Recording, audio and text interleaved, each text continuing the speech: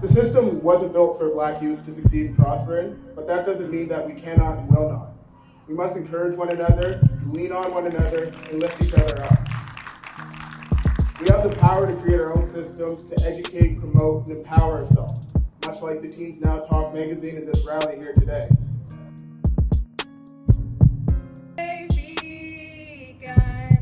Let us march on till victory is won. Teenage dawn, kisuk jeliga halu silk. Don't ever let anybody else's behavior change who you are. Know who you are and where you come from. I was rooted in my community, and it was those roots that kept me from blowing in the wind. So if there's anything that I've learned along the way, it's these two things. Stay rooted and have purpose. I knew who I was, and I knew where I came from. A strong, intelligent, resilient, inventive people. I was young, gifted, and blessed.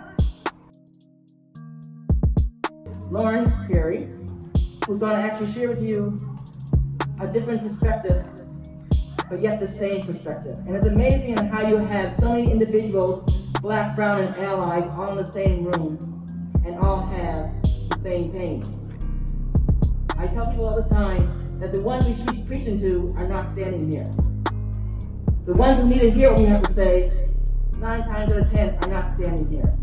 Allyship. Just listen and act. Don't listen and walk away. Listen and act. So at school, kids, if y'all run into people and you don't agree with what they're saying and you know that it's hurting people, it's way cooler to walk away being an ally than it would be to allow this to continue and to continue and to continue. And again, parents, before I go, it starts with you and only you. Growing up Black in Nova Scotia is just like growing up Black anywhere. It's hard. We have obstacles and barriers placed in front of us simply because the complexion of our skin, how we talk, how we dress, and how we wear our hair. People were afraid of me just because I was a Black boy. There was always a double standard for us in school compared to our peers.